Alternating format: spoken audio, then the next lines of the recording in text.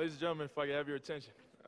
Before becoming our 25th Secretary of Defense, Secretary Ashton B. Carter spent more than 3 decades in direct and indirect service of 11 Secretaries of Defense. With a career that spans multiple high-level leadership positions in government, academia, or the private sector, Secretary Carter's knowledge of science and technology, global strategy and policy, as well as his dedication to the men and women of the Department of Defense, underscore his desire to make our nation and world a safer place.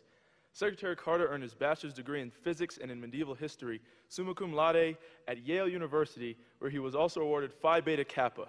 And he received his doctorate in theoretical physics from Oxford University, where he, like our own Superintendent General Johnson, was a Rhodes Scholar. For his government service, Secretary Carter has been awarded the Department of Defense Distinguished Service Medal, DoD's highest medal, on 5 separate occasions. He also received the Defense Intelligence Medal for his contributions to intelligence and the Joint Distinguished Service Medal from the Chairman and Joint Chief of Staff, and is author or co-author of 11 books and more than 100 articles on physics, technology, national security, and management. Cadet Wing, please join me in welcoming our 25th Secretary of Defense, Secretary Ashton B. Carter. Wing, Tenchut.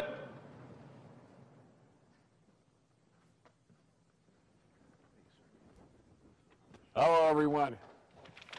Appreciate it. At ease, please. You guys look magnificent. Well, thank you. Thanks for that introduction. I want to thank your superintendent also, whom I've known for a long time, Lieutenant General Johnson, very respected leader in the department, not just in the Air Force, but throughout the department.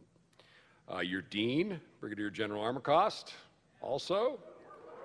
And your Commandant, you all have great leadership, I got to tell you. Your Commandant, Brigadier General Williams, all of them.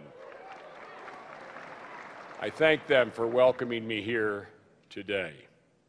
And I want to thank all of you here today for embracing the awesome responsibility of leadership you will assume upon commissioning. Leadership to accomplish the noblest thing that I believe a young person can do, which is to protect America and also much of the rest of the world, which still depends so much on us for their security. And I like to say that security is like oxygen. When you have it, you don't think about it. But when you don't have it, it's all you can think about. And the great gift that we give to Americans is to give them that security that allows them to get up in the morning, take their kids to school, go to work, live their lives, dream their dreams, live lives that are full. A lot of people around the world don't get that, but that's what we owe to our own people, and that's what you'll provide to our own people.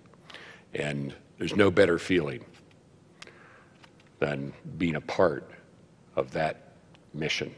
You'll have that feeling.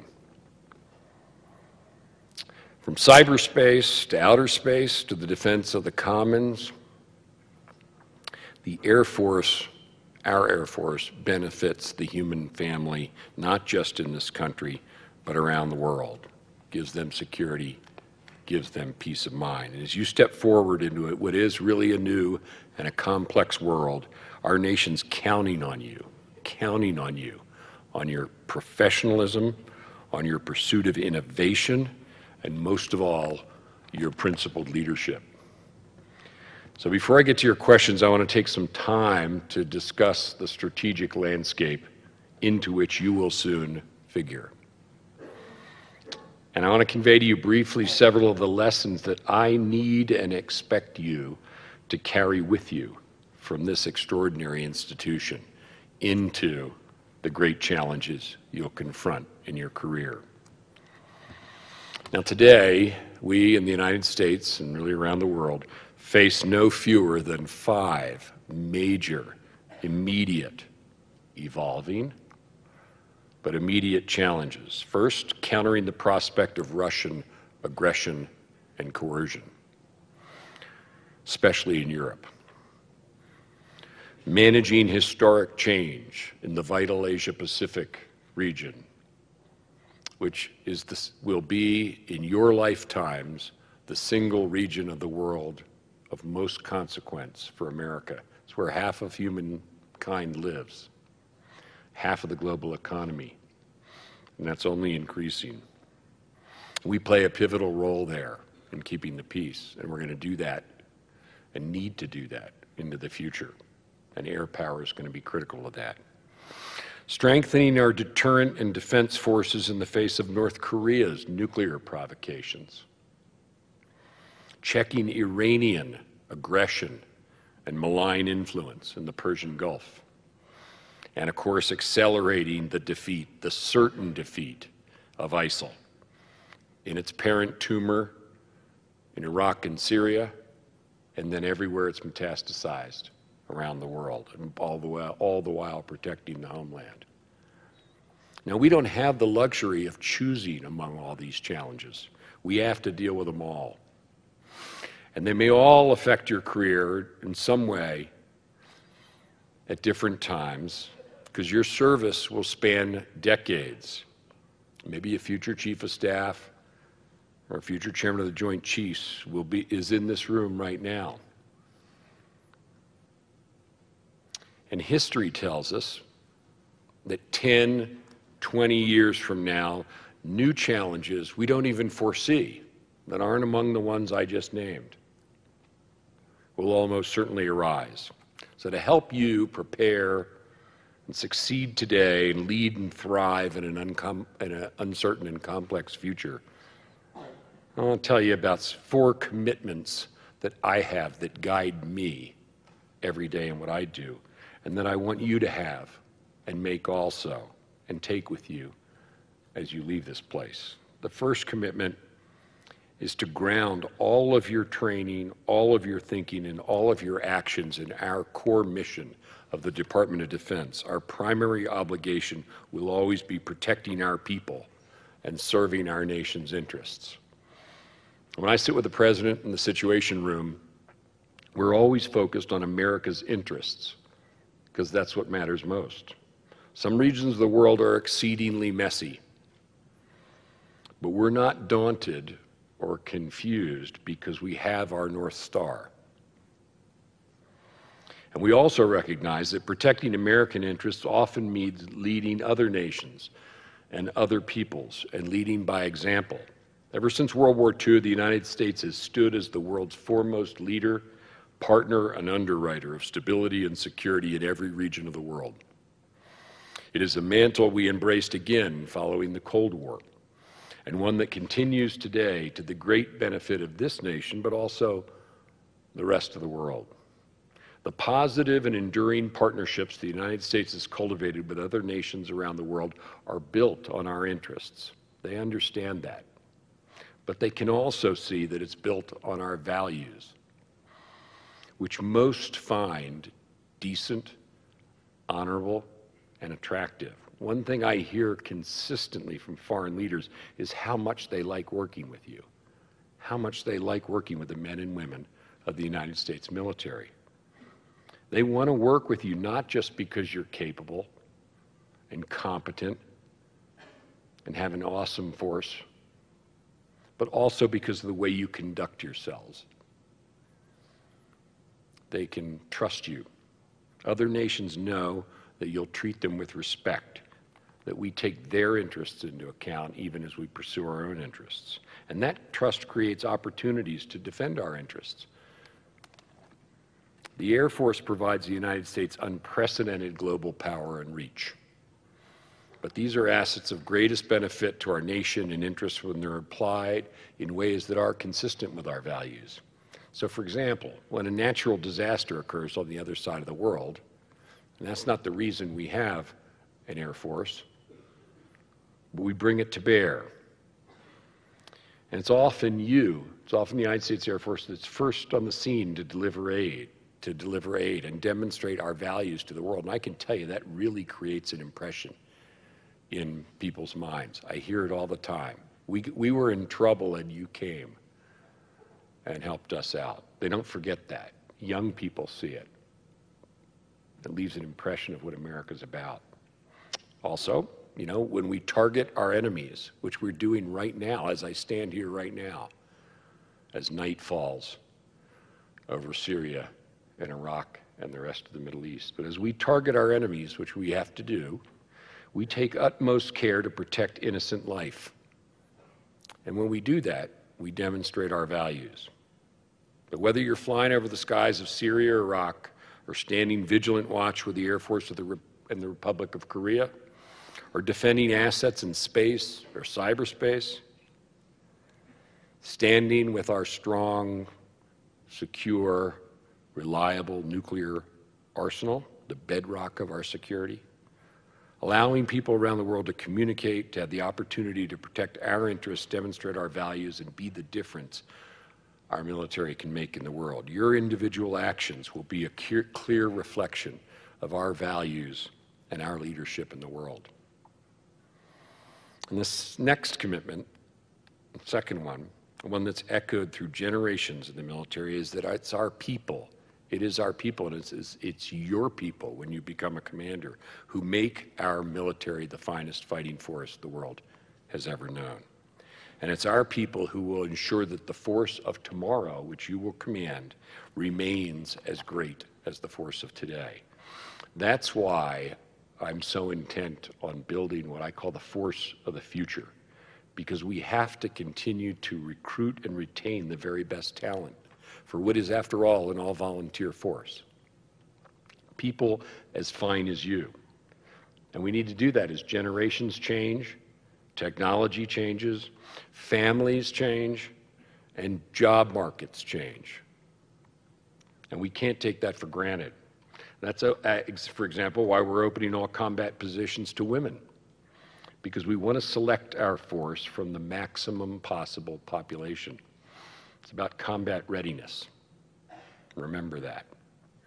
From the first classes of female cadets, including Brigadier General Allison Hickey and your own Superintendent, Lieutenant General Johnson, to the first female combat pilots, including my former Special Assistant Brigadier General Jeannie Leavitt, to General Lori Robinson, who tomorrow will become the first woman to lead a combatant command.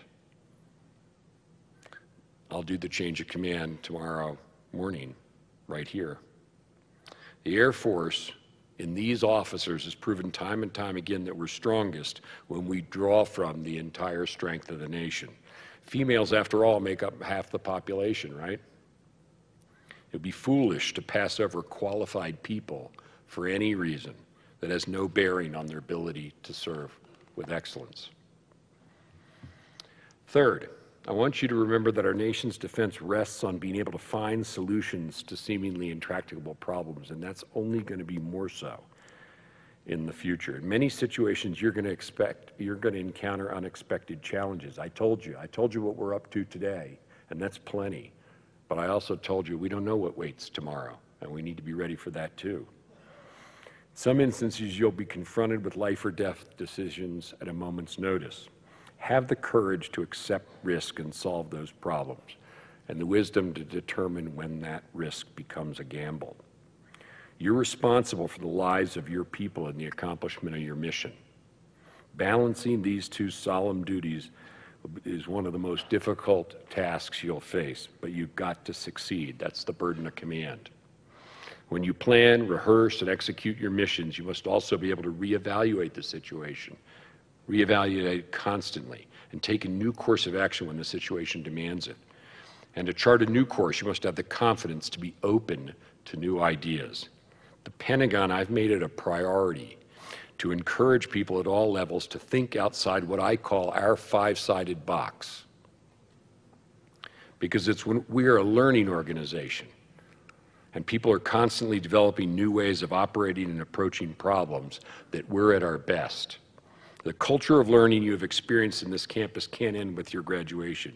You're warriors first, but you're also scientists, mathematicians, and much more.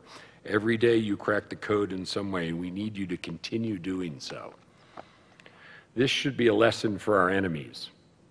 Never underestimate the ingenuity of American officers. It's a competitive world out there, and we need to maintain competitive advantage over our enemies. They're trying to. They're evolving, they're adapting, they're trying to go faster. We need to be better. That's why, as part of our Force of the Future initiative, we're creating more opportunities for you to work in advanced industries and tech companies for a time in the course of your careers, so you can learn from other parts of our society and our economy that are very innovative, and bring that strength back into our military. And finally, I want to discuss the importance of being a leader of character. I often walk the halls of the Pentagon, and on the 4th floor outside of the Department of the Air Force, there's a series of paintings depicting the resolve of American airmen who were held as prisoners of war in North Korea. I know some of those men. They serve as reminders of the character and resolve at the core of our mission. As you walk around campus, you too have similar reminders. Walk by Saigon Hall, or the statue of General Reisner, or the Plaza of Heroes, and you're reminded of what you are part of and what you contribute to. Character is a lesson you have to constantly learn. You're never done. And teach throughout your career. So hold on to these reminders. Find new ones. You'll find the words of George Washington you memorized as a 4th class cadet. Remember that it is actions, he said, not the commission, that make the officer, and that there's more expected from him than his title. That will have greater meaning to you as your careers go on. We're a great nation with great responsibilities. As we meet these responsibilities, our nation stands on the foundation of character that both you and this institution make stronger and stand for and show to the rest of the world. As you embark on your career of lives of service, know that your country is 100% behind you. I'm 1,000% behind you. I'm so proud of you.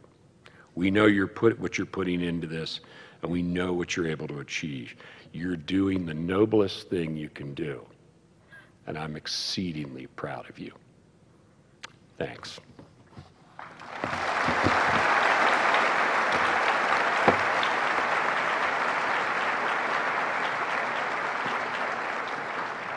Where do you want me? Sir, right here. Right there? All right. All right, sir. So we have a few questions here we'd like to ask you, just right off the top. And to begin, every generation seems to have its defining battle, from World War II to Vietnam to Desert Storm. And we entered the military in a time when our fight isn't really, it's non-traditional, it's complex. So our enemies are complex.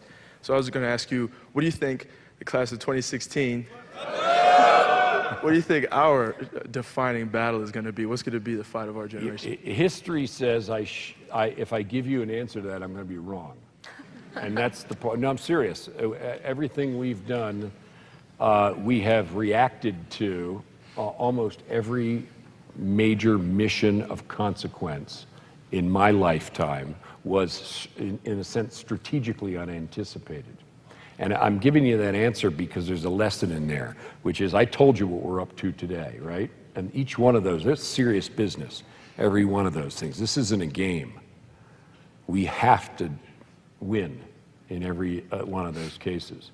And that seems like a lot, but I'm telling you it's even worse than that, that there are things that we're not foreseeing now. And by the way, I said worse, but you got to think about a world of opportunities too. There are great opportunities out there to make a safer America and make a better world. So this is why I really want to focus you, and I think the Air Force does this very, very well, on the capabilities that whatever the future holds are sure to be critical. And you're doing them all, every single one. The Air Force is involved in everything that I'm certain is going to be part of our future, whatever it holds. Sir, thank you. Thank you, sir. Sir, the cadets here in the room, they've seen a big emphasis on the remotely piloted aircraft career field, and you've been very instrumental to that growth. From your perspective, where do you see this career field going in the future? It's here to stay. It's bedrock. It is the most visible part of every day of mine and every night of mine. The RPAs are active, as you all well know, every single night. And so if you join that career field, you will, I guarantee you, you will have a lot of action that will be very satisfying, because it's clear that it's very clear that you're doing something of great consequence. We have a little bit of an issue right now, as I'm sure many of you know, that we actually worked you too hard in this field. And so we have a problem where we took all the instructors out of the schoolhouse and put them on the flight line and had them working and flying and doing missions for us. And so we're squeezed now. And so what we're aiming for is the following: 60 Air Force orbits, another 10 government-owned but contractor-operated and basically run by the Air Force, but not staffed by you. That gets you up to 70. Then the Army has something called Gray Eagle, which is a version of the MQ-9, and we're going to get them to make them not just part of their brigade sets, but get out there and operate every night. And then we've got SOCOM has some as well. So altogether, that's going to get up to 90 orbits. And that may seem like a lot of orbits, but every single day we are moving stuff around and trying to, are we going to do how much is going to go to Afghanistan? How much is going to go to Syria? How much is going to go to Iraq, Yemen, Libya? I mean, believe me, this is a very active field. So it's sure to be a winner. But almost all your career field, I mean, really without exception, your career field, you got a lot of exciting stuff you're doing. You got nuclear deterrence, you got space, you got, and plus wonderful kinds of airplanes, including some new ones that we're buying. Pretty good deal. Thank you, sir. One of your topics of interest have been how can we modernize how we manage our DoD members. Yeah. And so that said, what kinds of changes in deployments, trainings, promotions, benefits do you think that we should expect in our career? Yeah, this is a real passion of mine, and it is for the reason I described, which is people are what make us the greatest. But that isn't a birthright. I got the finest fighting force the world has ever known because my predecessors worked to make this military successful. And I have to do the same for my successors and my successor's successor. And as I look ahead, I realize, for example, generations are different, right? You guys are different from my generation. The people who come after you be different from you. And we have to look at that and say, well, the profession of arms doesn't change, but we need to understand how to connect to new generations. We're not, I'm not satisfied that we're recruiting in all demographics of the United States. We're heavier in some parts of the country than in other parts of the country. When I see that, I see lost opportunity. That's what I said about females as well. It's lost opportunity. I mean, if you're not fishing in the whole pond, you're not going to have the best fish, right? And so recruiting, we have to be creative in how we attract people. Then, when you're in, how do we develop you and get you to stay? Development means consistent training as you go, and I'm really big on you all having the opportunity for professional education of various kinds. It makes you better, and it makes you better within our force. And you'll likely stick with us if you see that you're growing by being part of the Air Force. And I need that. I need that. You have choices, and I can't have you lured away by other things. You'll come a time when you want to have a family, and you're trying to balance that. That's why I'm doing things like, we've maternity leave. We just lengthened maternity leave, paternity leave, child care hours. I mean, these things may not seem important to you now, but in a few years, if you decide to have a family, they'll be really important things. So where I can, and I can't change everything, right? It's the military. You got to go where we tell you to go, when we tell you to go. You got to do what we say, when we tell you to say, and I can't do a lot about that. But where I can make it easier for you to have a family and do other things that you want to do with your lives and stick with us, I will. And then finally, you guys are way too young to be thinking about retirement, but I got to look at that too, because that's another thing that affects whether we retain people. So during the whole lifetime of a service member, I'm looking to attract and keep and develop the very best, because I know that's the heart and soul of our military. Thank you, sir. What would you say is your favorite part about your job? Oh, it's you guys. I mean, it's visiting troops. There's no, it absolutely is. I'm not just saying that. You guys just make me so proud. I just think it is spectacular, the kinds of people that we attract. And if you see these wonderful people matched up with what as I told you, I think is the noblest thing you can do with your life. And I see great people. It's inspiring to me. And yeah, I work hard and I take extremely serious the responsibilities that we share. As I said before, it's not a game. This is serious business. But to share it with wonderful people like this, it just makes me so proud. It's you, and it's all the other services, and it's people of all ranks. And I have a wonderful wife, Stephanie, who works and can't go with me very often to things, but she's hugely patriotic. She loves you guys, and it's great when we go out and get to be with a family. And so forth, and it's so much better than being in Washington. People are so much more real, and our people are the best. Our people are the best all over the world. You go wherever they are, and you brighten me up, make me proud. So that's by far and away, that makes all the other hassles worth it. Oh, man. Thank you, sir. I think we could field some questions from the audience now, if you're okay with that, sir.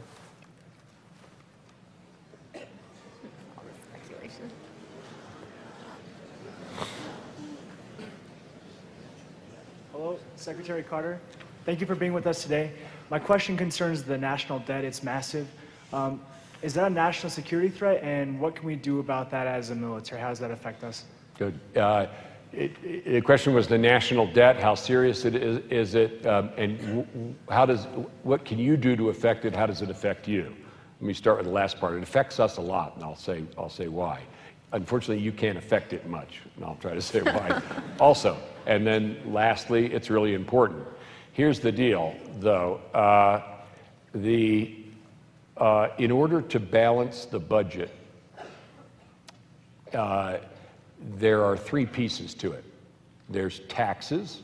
If you want more money, you can raise taxes. That's not very popular.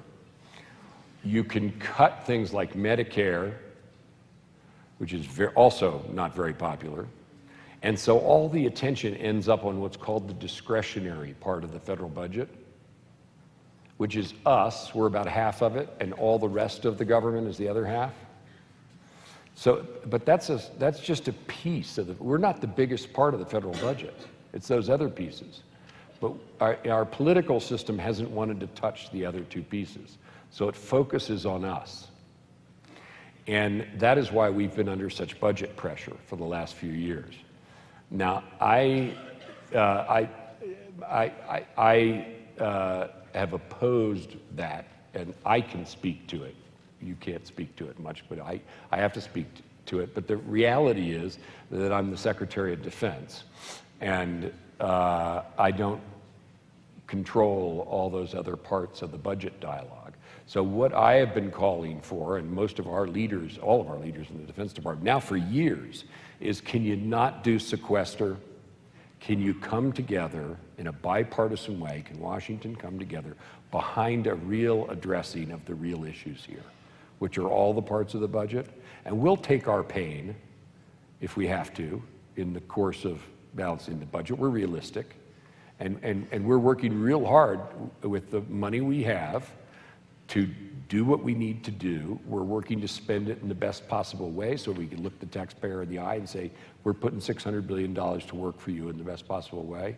And also, you know, I talk about defense, but my job is national security. I'm in the National Security Council. So I have to care about what the FBI and the intelligence community and Homeland Security and the Department of Energy's nuclear weapons business. I have to care what they're doing because we can't do it all alone.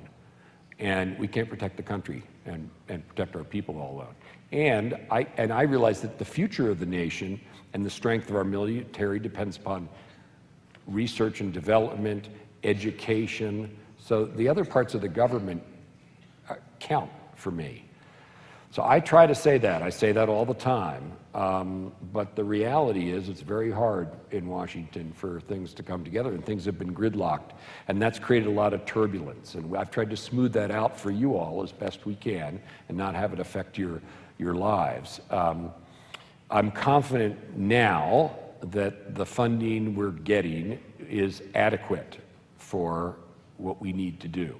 We're going to have to be careful about how we use it, but we can do it. But I don't like the turbulence and the up and down. And it's wrong-headed. And you can't balance the budget on the backs of the discretionary budget and the defense budget. I mean, just do the math, damn it. It doesn't work. So anyway, you can tell I get frustrated. Thank you, sir.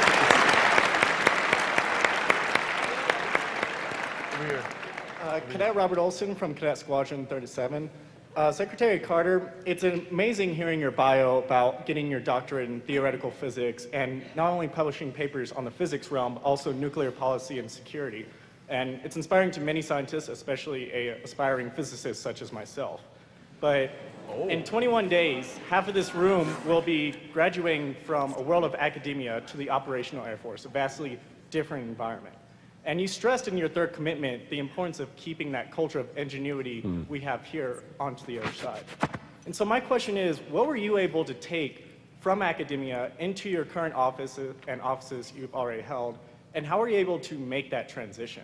It's a good question. The transition began by accident, I got to tell you. And so much of your lives will, you'll have chosen a certain course, and then 5 years later, you'll do something else, and your lives will zig and zag, and mine did as well. But I, just like you, started out in physics, and I was just interested in physics. I didn't really know anything about world affairs, national security, and so forth.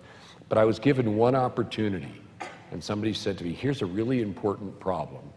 Come and work on it for 1 year. So they said 1 year, and now, whatever, 40 years later, here I am. And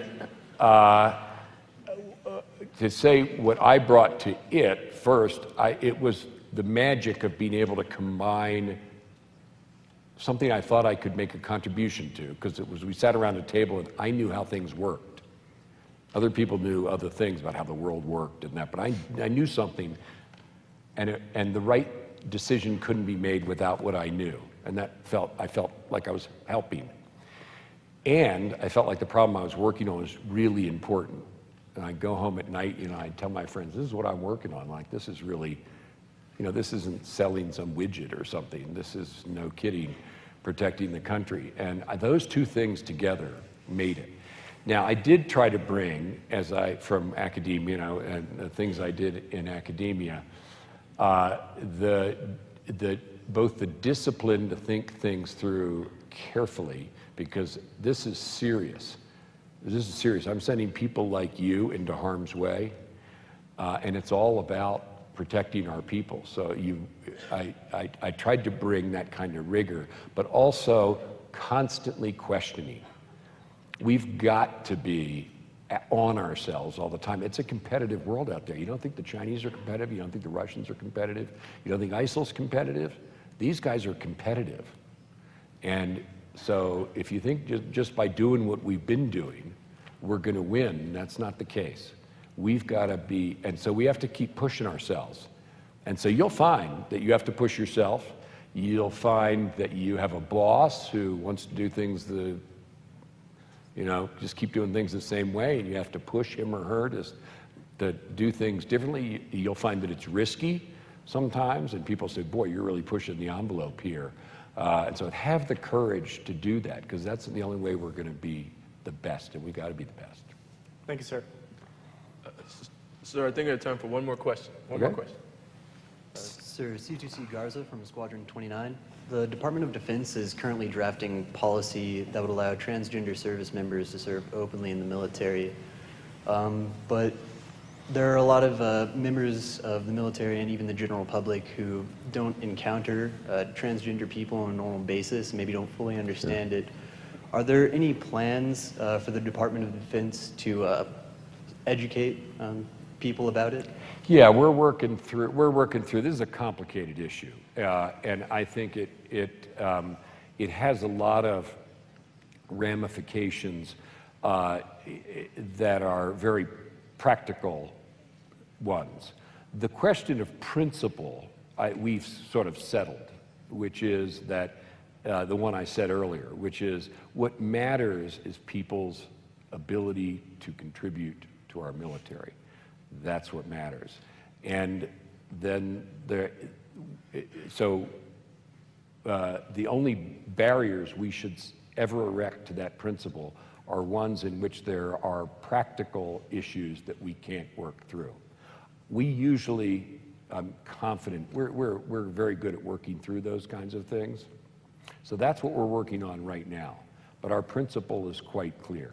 And it's like everything else we do. We do things in a careful, thoughtful manner, and I'm confident we're going to get to the right place in this, as in so many other things we have to work through. And what you have to keep in mind is it's the quality and readiness of the force that matters. That's the goal. We'll keep that in front of us. Thank you, sir. I believe that's all the time we have for this today, so thank you. All right, good to be with you all. Oh yeah, thank you. On behalf of us. Awesome. So we'd just like to present you as a token of our appreciation. Thanks very much, appreciate it. Thank you. You guys were great. Great question. All right. One more round of applause, please, for Secretary of Defense. Thanks, guys. You guys were awesome.